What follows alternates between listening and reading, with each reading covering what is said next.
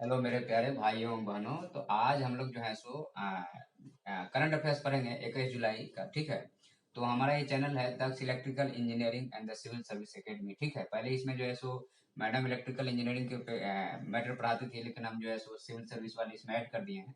तो ये जो है सो आपका जो भी इंजीनियरिंग से रिलेटेड इशू है, जैसे आपका गेट हो गया या फिर आईईएस के एग्जाम देना है जो ईएस वाले हैं, या फिर स्टेट में जो इलेक्ट्रिसिटी बोर्ड का एग्जाम होता है उससे रिलेटेड हम लोग जो है सो मैटर बताते हैं, कंटेंट बताते हैं। या पॉलिटेक्निक हो गया या जो बीटेक एमटेक कर रहे हैं उनसे रिलेटेड अगर कोई भी क्वेरी है या कोई भी टॉपिक आपको देखना है, तो आप मशीन हो गया, पावर सिस्टम हो गया, कंट्रोल हो गया, जितने भी है इंस्ट्रूमेंटेशन हो गया, सब इसमें कवर करती हैं मैडम। और हम भी जब भी टाइम मिलता है करते हैं। साथ में जो है सो हम लोगों ने यूपीएससी और स्टेट पीएससी के लिए स्पेशली जो है सो यूपीएससी और स्टेट पीएससी का मेंस और जो एसएससी वगैरह का मेंस होता है ना, और साथ में जो प्रीलिम्स का जो करंट अफेयर्स है और साथ में जो स्टैटिक्स पोर्शन है, जैसे आपका हिस्ट्री, पॉलिटी, ज्योग्राफी, इकोनॉमिक्स हो गया, तो उसको हम स्पेशली कवर करते हैं। ठीक है। और ईएस वाले जो बच्चे हैं जो ईएस के तैयारी करते हैं और मेंस वगैरह लिखते हैं, तो मैडम का जो है सो टॉपिक है, आईएएस में जो ऑप्शनल वाले हैं जो इलेक्ट्रिकल इंजीनियरिंग है, वो मैडम का देख सकते हैं। ठीक है। तो इसमें एक्चुअल में जो जितने बच्चे जो तैयारी करते हैं ना, तो हम अब हमारा एक और यह है कि जो एडिटोरियल आता है द हिंदू में या जो है इंडियन एक्सप्रेस में, तो उसका हम लोग एग्जाम में कैसे यूज कर सकते हैं, तो उसकी एक नई सीरीज हम लोग जो है सो कल से लेके आएंगे। ठीक है। और आज और बाकी जो हमारा डेली करंट अफेयर जो चल रहा है वो तो चलता ही रहेगा। तो 21 जुलाई 2021 का जो आज हम करंट अफेयर्स डिस्कस करेंगे आपके इस वीडियो में। ठीक है।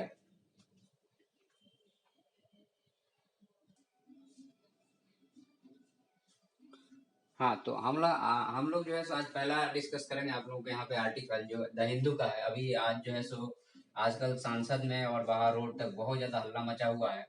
वह सिर्फ इसलिए मचा हुआ है क्योंकि जो है सो जितने भी इम्पोर्टेंट पर्सनालिटी हैं, चाहे न्यूज एजेंसी वाले हो गए या फिर जो है सो आपके बड़े लीडर हो गए, उनको क्या किया जा रहा है कि उनके फोन को हैक किया जा रहा है। ठीक है। और जो जरूरी इंफॉर्मेशन है उसको चुराया जा रहा है और उसे पता लगाया जा रहा है कि हो क्या रहा है, वो कर क्या रहा है। ठीक है।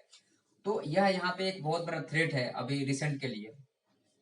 और यह जो है एक्चुअल में कहा जाए तो यह गवर्नमेंट करा रही है नहीं करा रही है तो पता नहीं है, लेकिन इजराइल का जो फर्म है जिसने ये पेगासस मालवेयर डेवलप किया है, उसका यह कहना है कि हम जब भी डील करते हैं तो सेंट्रल गवर्नमेंट के मिनिस्ट्री ऑफ डिफेंस से डील करते हैं, हम प्राइवेट एंटिटी से डील नहीं करते हैं। तो जब आप ये गवर्नमेंट जब ये जो एनएसओ ग्रुप है वह यह कह रही है कि हम जो है सो प्राइवेट एंटिटी से डील नहीं करते, इसको 2010 में फॉर्म किया गया था, याद रख लेना आप लोग।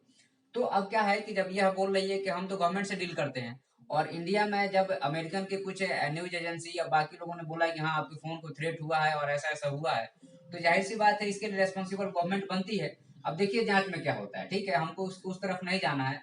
हमारे एग्जाम पॉइंट ऑफ व्यू से इम्पोर्टेंट क्या है, हमारे एग्जाम पॉइंट ऑफ व्यू से इम्पोर्टेंट यह है कि जो पेगासस है यह एक मालवेयर है। ठीक है। स्पाईवेयर है, मतलब कि आपको स्पाई मतलब क्या होता है कि गुप्तचर होते हैं। तो ये बिना बताए, बिना आपको पता चले आपके फोन के डेटा को वो हैक कर लेगा। ठीक है। और इसमें एक और एक खासियत ये है कि मान लीजिए कि आपके 20 किलोमीटर के दायरा में है, अगर आप उस टावर के अंदर में 20 किलोमीटर अगर कोई इस मालवेयर को लेके घूम रहा है, तो आपको अगर मोबाइल नंबर उसको पता है ना, तो भी आपको एक्सेस कर लेगा। तो सोचिए कितना डेंजर है ये बहुत ही ज्यादा डेंजर है। मतलब आप अपने फोन को, मतलब अपने जो है सो अपना जासूस जो है सो, मतलब कहें कि आप अपने को थ्रेट करने के लिए अपना मोबाइल फोन लेके घूम रहे हैं। तो ये हालत है। चलिए ठीक है।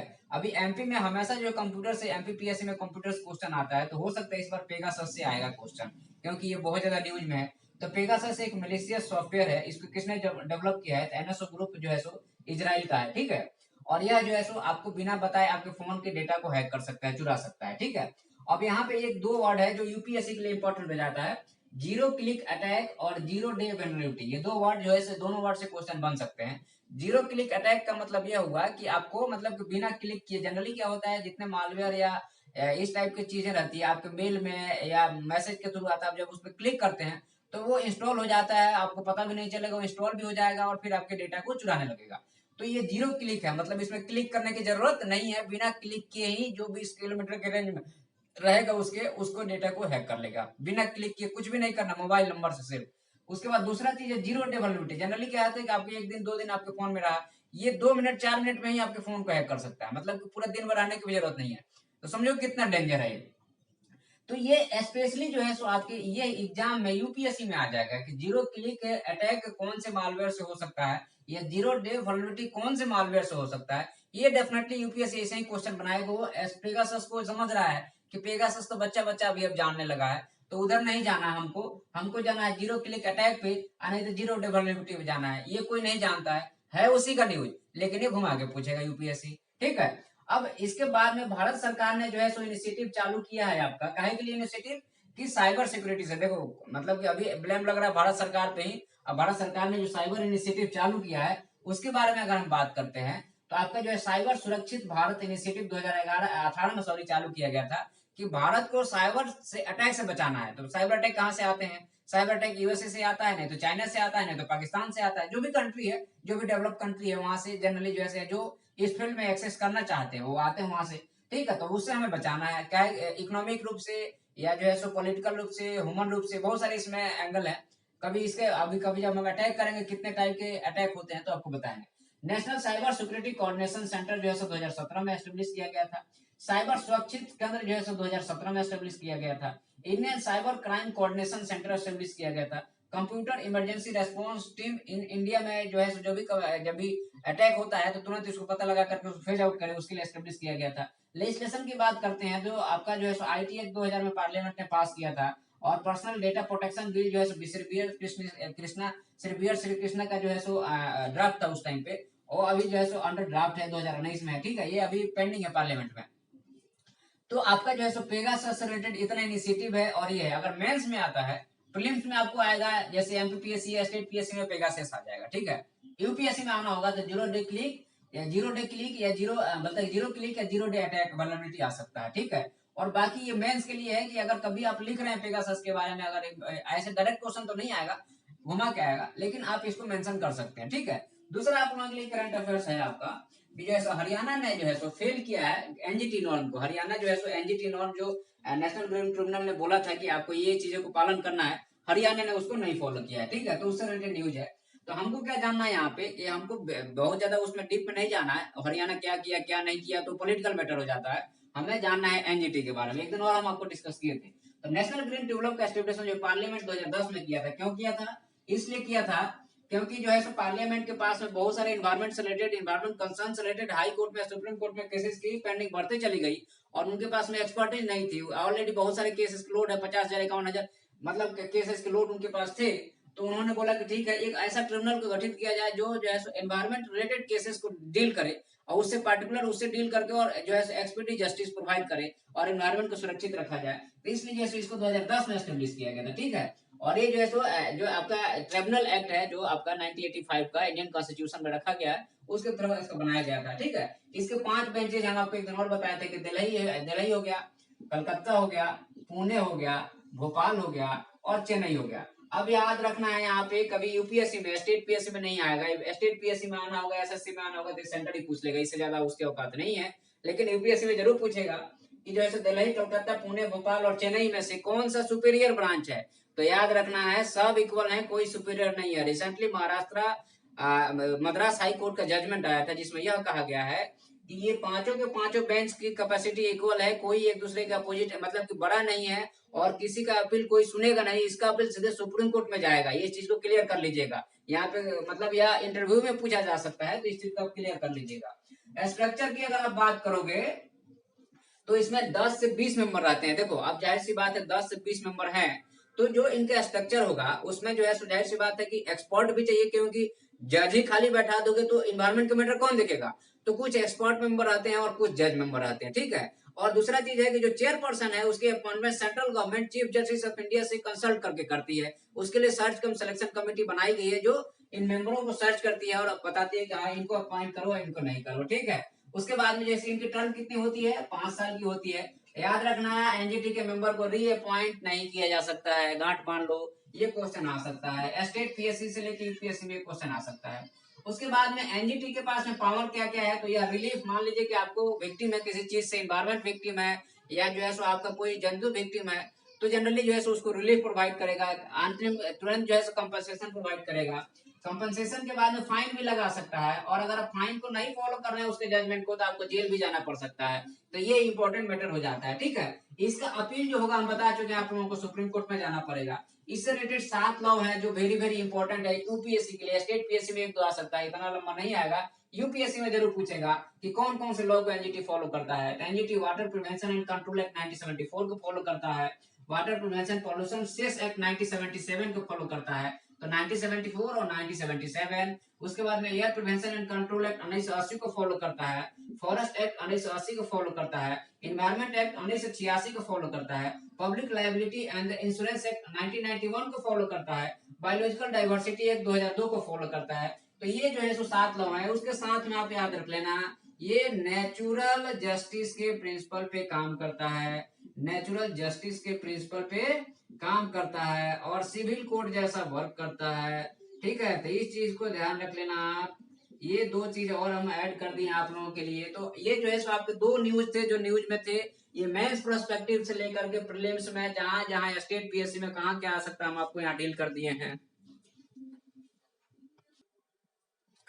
नेक्स्ट आप लोगों का है 2 करंट अफेयर्स है यहाँ पे। एक लिंगायत कम्युनिटी के बारे में, दूसरा जो है सो आपका ई शांता के बारे में। ठीक है, तो जो लिंगायत कम्युनिटी है यह कर्नाटक में है। ठीक है, और कर्नाटक में ये 12 सेंचुरी में जो है सो आपके एक सोशल रिफॉर्मर हुए थे और एक जो है सो आपको कहा जाए तो एक राजा भी थे, बासावेश्वरा। ठीक है, बासावेश्वरा इनका नाम था।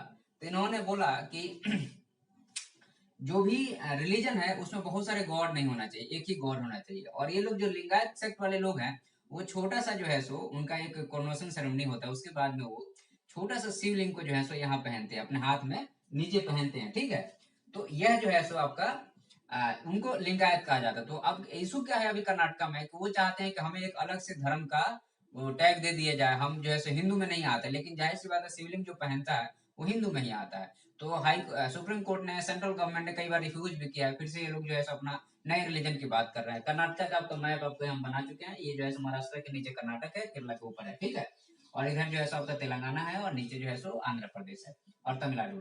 तो अब क्या है कि जो ये जो बासवेश्वरा जी थे इन्होंने कहा कि जो है सो सारे लोग जो है सो सारे आदमी जो है सो भगवान के संतान है, पहला चीज। दूसरा चीज ये है कि सारे रिलीजन का जड़ जो है सो दया है, कंपेशन है।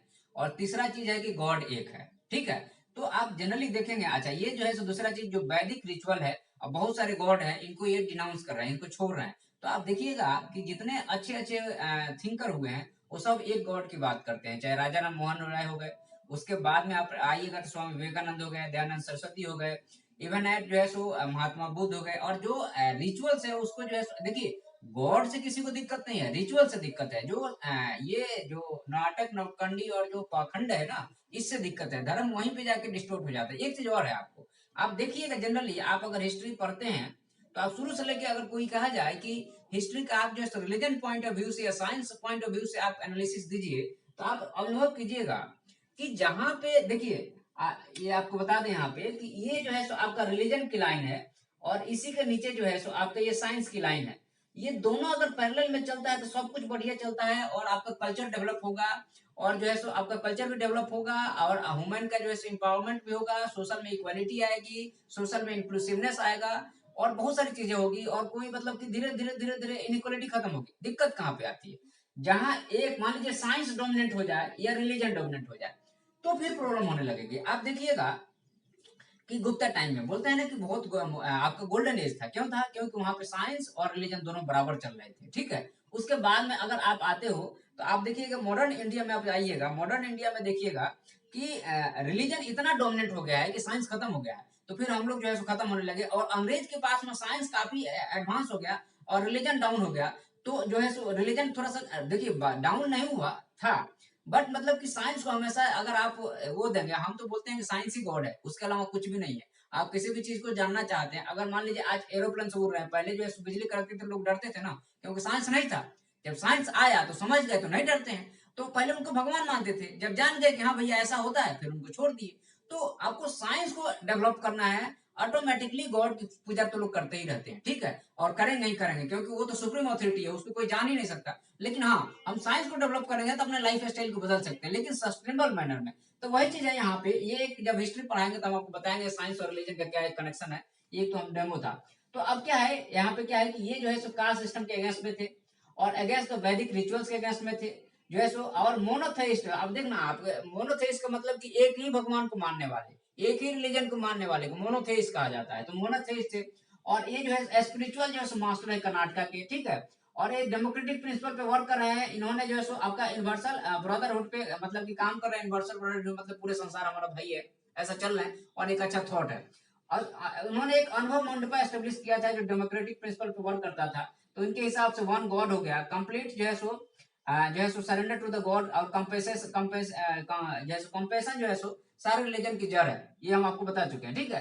तो ये आपको 12 से का सोशल रिफॉर्मर हो गए। लिंगायत समिति के कहाँ पे है, कर्नाटक में है। उसके हेड कौन थे, तो बासावेश्वरा थे। लिंगायत वाले क्या पहनते हैं, तो छोटा सा एक शिवलिंगा पहनते हैं। और बाकी इन्फॉर्मेशन है, एग्जाम में आए तो आप लोग देख लीजिएगा। उसके बाद में ई शांता एक नया जो है इलेक्ट्रॉनिक ट्रेडिंग प्लेटफॉर्म है मपेडा का, ठीक है। तो मरीन प्रोडक्ट जो है सो एक्सपोर्ट वाला जो एजेंसी है उसका है। तो अब यहाँ पे क्या है कि अपेडा का जो ई शांता का मतलब electronic solution for the augmentation of NACSA farmer जो है सो ट्रेड एक्वाकल्चर। तो यह जो है एक्वाकल्चर फार्मर वाले जो है सो उनको एक्चुअल में क्या होता था कि जो ट्रेडर है एक्वाकल्चर में, तो ये जो है सो आपका प्रोडक्शन करने वाला या खरीदने वाला बीच में मिडिल मैन आ जाता था और दोनों से फायदा लेता था। तो बोला कि इनको हटाओ, इनको फेज आउट करो और आने वाले टाइम में सारे मिडिल मैन खत्म हो जाएंगे। तो जितने मिडिल मैन के काम कर रहे हैं ना आज की डेट में, वो लोग धीरे धीरे अपने दूसरे रोजगार की तरफ मरे। डिजिटल इंडिया में मिडिल मैन का कोई काम ही नहीं है। जैसे आपका अमेजन फ्लिपकार्ट हो गया, कहाँ मिडिल मैन है। अब तो वो सीधे वेबसाइट पे जाइए और उनसे लीजिए और काम खत्म। जो आजकल जो रिटेलर था उनका थोड़ा सा वैल्यू कम हो रहा है। तो इसका भी यही काम है कि मिडिल मैन को खत्म करेगा। तो यहाँ पे जैसे इलेक्ट्रॉनिक प्लेटफॉर्म है ministry of commerce and industries का, ठीक है। तो यहाँ पे जैसे कनेक्ट करेगा बायर और द सेलर को, मिडिल मैन यहाँ से खत्म हो गए।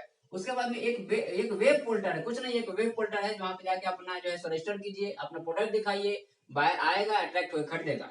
तो ये डिजिटल ब्रिज है बायर और सेलर के बीच में, लोकल लैंग्वेज को फॉलो करता है, ठीक है। और ministry of the commerce and industry में मुपेडा आती है। बेनिफिट क्या है कि जो है मिडिल मैन का जो इंटरवेंशन कम हो जाएगा, good cost of the shrimps होगा, इजी टू नेगोशिएट। जो श्रिम्प के प्रोडक्शन करने वाले आंध्र प्रदेश, तमिलनाडु में, वेस्ट बंगाल में लोग हैं, उनको थोड़ा सा मतलब रिलीफ हो जाएगा। और फार्मर के कॉस्ट जो है जो इसमें लगे हुए हैं उनके जो है आउटपुट बढ़ेगा, कॉस्ट बढ़ेगा और ईज ऑफ द प्रोसेस जो है प्रोसेस भी इजी हो जाएगा। तो इसमें कुछ नहीं है, ये ऐप है, यूपीएससी में जरूर पूछ सकता है इसको शानदार हो, क्योंकि यह जो है नया ऐप है, अभी रिसेंटली डेवलप हुआ है और आज के न्यूज पेपर में आया है। तो इसको ध्यान रखना है हमें ध्यान से, क्योंकि इस शांता में लोग रिलीजन से और जो है दूसरे चीजों से कनेक्ट करने की कोशिश करेंगे, लेकिन ये मपेदर से है, ministry of the commerce and industries का है और श्रिम्प फार्मर या जो फिशरीज इंडस्ट्रीज में लगे हुए लोग हैं उनके लिए है।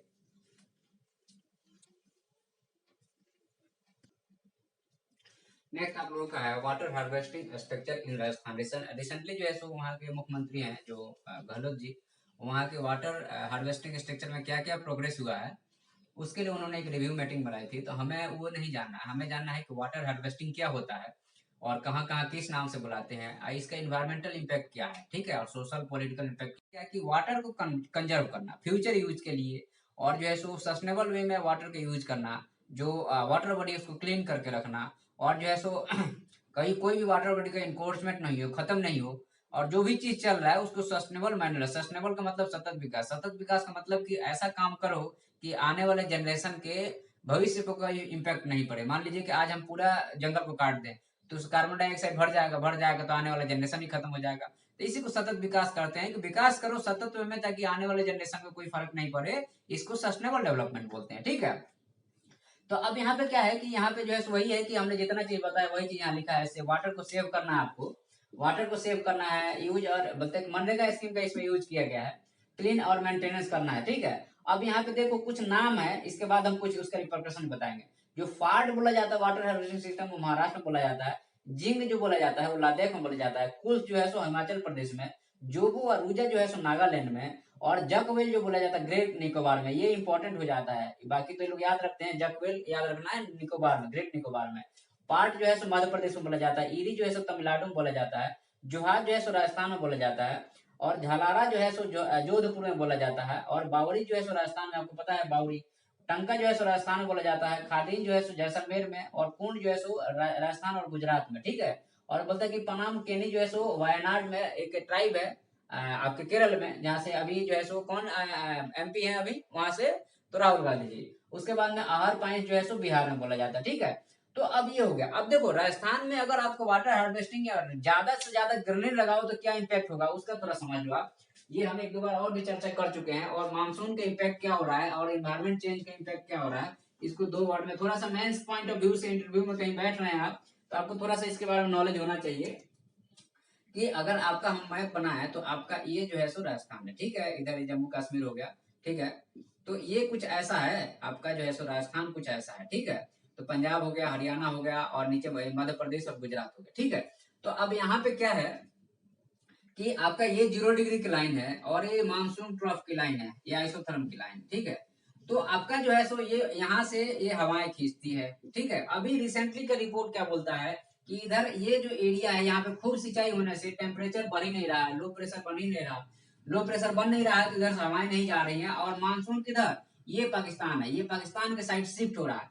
और मान लो कि यहाँ पे खूब ग्रीनरी कर दोगे तो यहाँ पे लो प्रेशर बनेगा नहीं, टेम्परेचर बढ़ेगा नहीं, वेपोराइजेशन तो होगा, लेकिन तो वो मानसून जो है जो ये वाला इलाका है ना, ये डेजर्ट वाला, इधर शिफ्ट हो जाएगा और मानसून हवाएं जो है इधर ऐसे चलने लगी। जो मानसून हवाएं ऐसे चलते ना, इधर टकरा के इधर ऐसे घूम के इधर वर्षा करती हैं, वो क्या है, इनका डायरेक्शन ही, मानसून तो ऐसे ही चलता है, मानसून तो ऐसे ही चलेगा, लेकिन वो खींचेगा यहाँ पे, ये मानसून का ट्रफ ये बन जाएगी, ये वाली तो बनेगी नहीं, मानसून का ट्रफ कुछ ऐसा बन जाएगा, तो फिर ये मानसून इधर शिफ्ट होगा। जब इधर शिफ्ट होगा तो इंडिया को बहुत ज्यादा तकलीफ हो जाएगा। तो हमें राजस्थान को जैसा है, जो नेचुरल जो बना है ना, उसको बनाए रखना है। ज्यादा उसमें छेड़छाड़ करेंगे तो भविष्य के लिए हमें जो है सो पानी पानी के लिए तरस जाएंगे, ठीक है।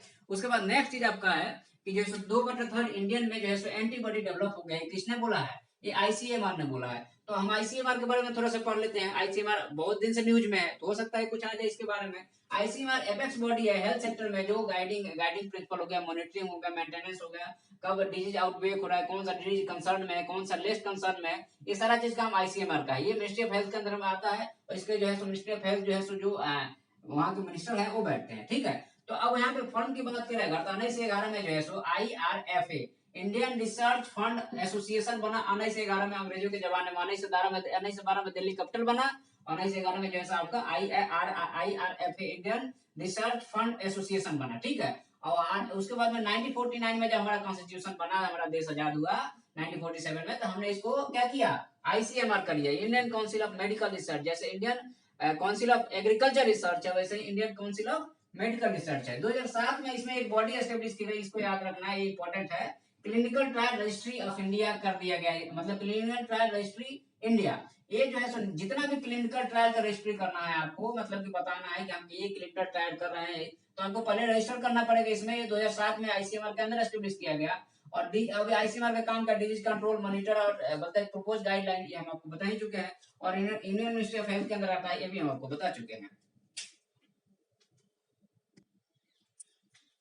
हाँ, तो अपना जो है सो नेक्स्ट करंट अफेयर्स है कोऑपरेटिव के बारे में, दूसरा है प्रोजेक्ट 75I के बारे में, ठीक है। तो हम लोग पहले कोऑपरेटिव के बारे में डील कर लेते हैं। कोऑपरेटिव सेक्टर की बात करते हैं तो अंग्रेजों के जमाने से ही कोऑपरेटिव सेक्टर एक्टिव है और काम करते हुए आ रहा है। लेकिन हम लोगों ने जो है सो इसको कॉन्सेप्शलाइज किया कि एक मैंडेटरी गोल सेटअप किया अपन जो है सो 97 अमेंडमेंट 2011 में, 2012 में लागू हुआ था।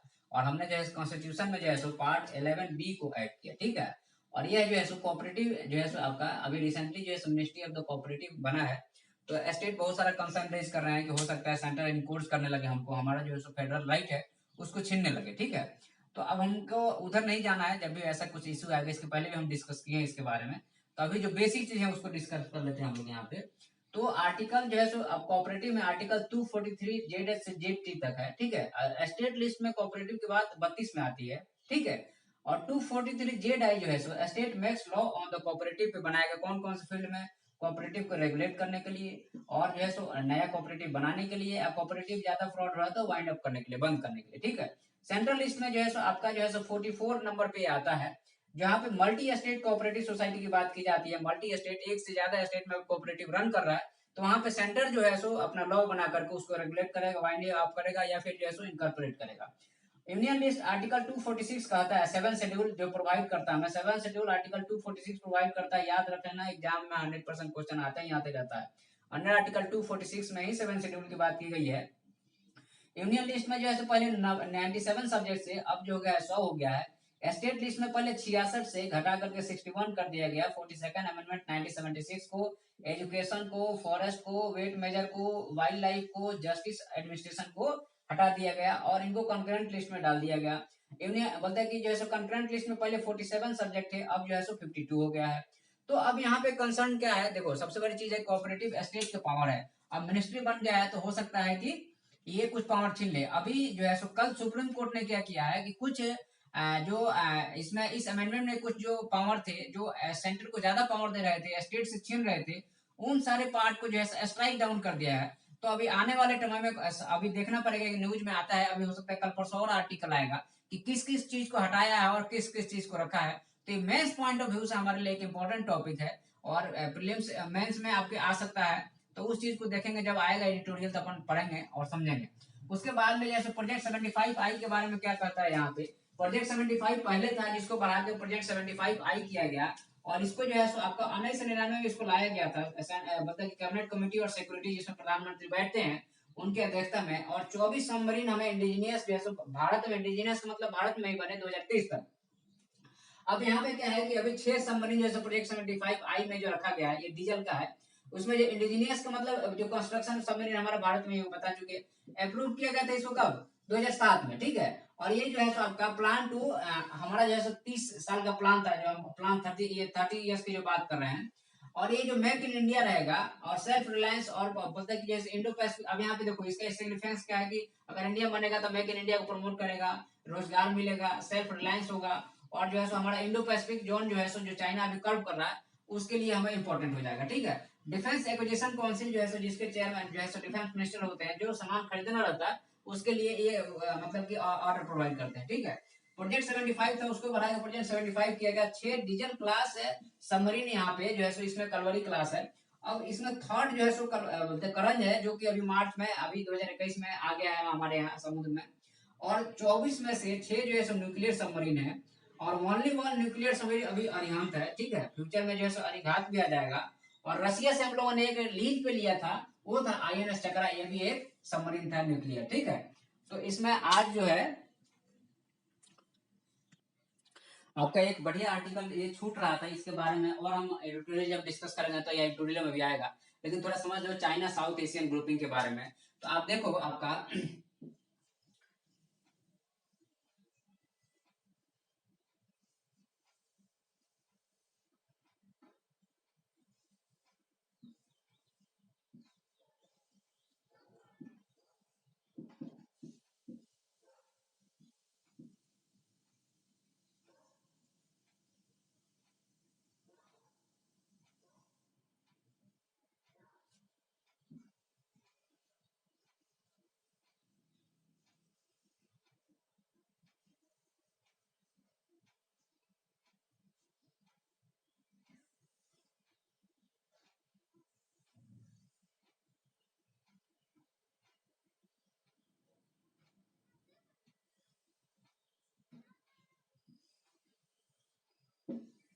देखो तो यहाँ पे क्या है कि ये आपका इधर चाइना हो गया, ठीक है।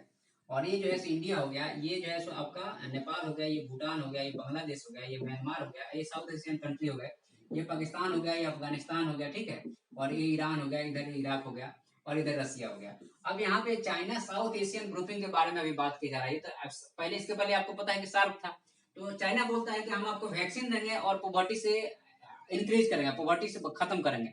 और इन्होंने क्या किया, चाइना देखो चाइना कितना बदमाश है। उन्होंने क्या किया कि बांग्लादेश को ले लिया है, म्यांमार को ले लिया है, पाकिस्तान को ले लिया है, अफगानिस्तान को ले लिया है, अच्छा ये श्रीलंका को ले लिया है और इधर वाले कंट्री को ले लिया, इंडिया को छोड़ दिया और भूटान को छोड़ दिया और मालदीव को छोड़ दिया, ठीक है। तो अब ये वाले बाकी वाले जो देश थे वो बोले कि भैया इंडिया को तुमने क्यों छोड़ दिया, भूटान को तुमने क्यों छोड़ दिया। तो बाद में बोलता है कि अब जो है सो अब ये बोल रहा है कि अब इंडिया को डिसाइड करना है कि इंडिया ज्वाइन करेगा कि नहीं करेगा। अब देखो ये जैसे यूएसए का प्रेजेंस जैसे ही इस एरिया में खत्म हो रहा है, ये अपना दबदबा जमा रहा है कि अब जो है सो सार्क को खत्म कर दे, हम अपना एक ग्रुपिंग ले आए और हम वैक्सीन दे। अब यहाँ पे बांग्लादेश का ये कहना था कि हमने इंडिया को पैसा दिया था वैक्सीन के लिए, लेकिन उनकी अपनी कंपल्सन कारण हमको वैक्सीन नहीं दिए, तो हमें कहीं और से वैक्सीन लेना पड़ा, ठीक है। लेकिन अब ये बांग्लादेश ये भी कह रहा है कि इंडिया ने बाकी लोगों को फिर वैक्सीन दिया है जैसा चाइना ने नहीं दिया। तो यहाँ पे ओवरऑल इशू ये चल रहा है कि चाइना जो है सो अपना दबदबा इस एरिया में मतलब कि काबिज करने की कोशिश कर रहा है और यूएसए कमजोर पड़ा ये आसपास दिख रहा है अब, ठीक है। तो हमें अपना रोल जो है सो इंडिया का रोल जो है सो साउथ एशिया में या साउथ चाइना सी में अगर बनाना है तो हमें टेक्नोलॉजी पे ध्यान देना पड़ेगा। टेक्नोलॉजी पे ध्यान देना पड़ेगा, फॉरेन पॉलिसी पे ध्यान देना पड़ेगा, और हमें इंटरनली सिक्योरिटी में स्ट्रांग होना पड़ेगा, सिक्योरिटी में स्ट्रांग होना पड़ेगा। ठीक है, दूसरा चीज है कि बाकी जैसे हमारा जो है अभी ये बिफड़ा पड़ा हुआ है, कौन सा, ये श्रीलंका, इसको थोड़ा सा संभालना पड़ेगा, क्योंकि अभी बहुत ज्यादा इसका जो है सो चाइना का इन्वेस्टमेंट यहाँ पे हो गया, यहाँ तक पोत ही ले लिया, उसके बाद में इधर जो है जिबूती है, इसका ये पोर्ट आके यहाँ पे इसका एक डिफेंस पोर्ट बना दिया है, और यूएस यहाँ से अगर छोड़ के जा रहा है तो हम लोग यहाँ अकेले पड़ जाएंगे चाइना से लड़ने के लिए, क्योंकि पाकिस्तान हमारा ऑलरेडी अगेंस्ट में है। ठीक है, और बाकी म्यांमार जो है सो डोआडोली, वहाँ कोई ढंग का मतलब सपोर्ट है नहीं भी है, समझ में नहीं आता, क्योंकि मिलिट्री रूल है। अफगानिस्तान कमजोर पड़ गया क्योंकि तालिबान इधर से कब्जा कर ही रहा है। अब अमेरिका जो है इसके अगेंस्ट में है, यूएसए के अगेंस्ट में है, तो हमारा साथ कम ही दे, ये जो है ईरान यूएस के अगेंस्ट में, तो हमारा साथ कम ही देगा। लेकिन हाँ, ये फायदा है कि इनके बीच में कभी पड़ती नहीं है, पाकिस्तान और इनके बीच में पड़ती नहीं है, टर्की के बीच में इनका कोई पड़ता नहीं है, सऊदी अरेबिया से पड़ता नहीं है, तो हमारे पास आएंगे। तो हमें क्या करना है कि हमें इस रीजन में हमें अपने स्टेबिलिटी कायम करना है, हमें अपने को दबदबा को बना के रखना है। तो इंटरनली हमें स्ट्रॉन्ग बनना पड़ेगा, जाति भाईचारा को उतना ध्यान ना दे करके, हमें हिंदू मुस्लिम को ज्यादा ध्यान नहीं दे करके अपने आप को साइंटिफिक रूप में स्ट्रॉन्ग बनना पड़ेगा, ताकि इससे लड़ सके। नहीं, एक दिन आएगा कि ये पूरा छीन लेगा, तो हमें हमारे नागरिकों को, हमारे गवर्नमेंट को और हम लोग को समझना पड़ेगा इस चीज को। ठीक है, तो एक आर्टिकल था जिसको हमें थोड़ा सा मतलब एक ओवरव्यू दिए हैं, नेक्स्ट टाइम जब भी होगा तो हम आपको अच्छे से बता देंगे इसके बारे में। थैंक यू, आज के लिए इतना ही है भाइयों बहनों, बहुत मेहनत लगता है पढ़ाने में, चीजों को समझना पड़ता है, द हिंदू को पढ़ना आप फिर जो है आप लोगों के सामने रखने में टाइम लगता है, तो इसलिए प्लीज सब्सक्राइब कीजिए, शेयर कीजिए, इससे ज्यादा कोई जरूरत नहीं है, बस सब्सक्राइब शेयर कीजिए। और जो आपका करंट अफेयर्स है, इसका पीडीएफ भी हम प्रोवाइड करने लगे कुछ दिन बाद में, अभी थोड़ा समय बिजी हो, जब फ्री हो रहा हूँ तो आपको पीडीएफ भी देने लगूंगा। ठीक है, थैंक यू।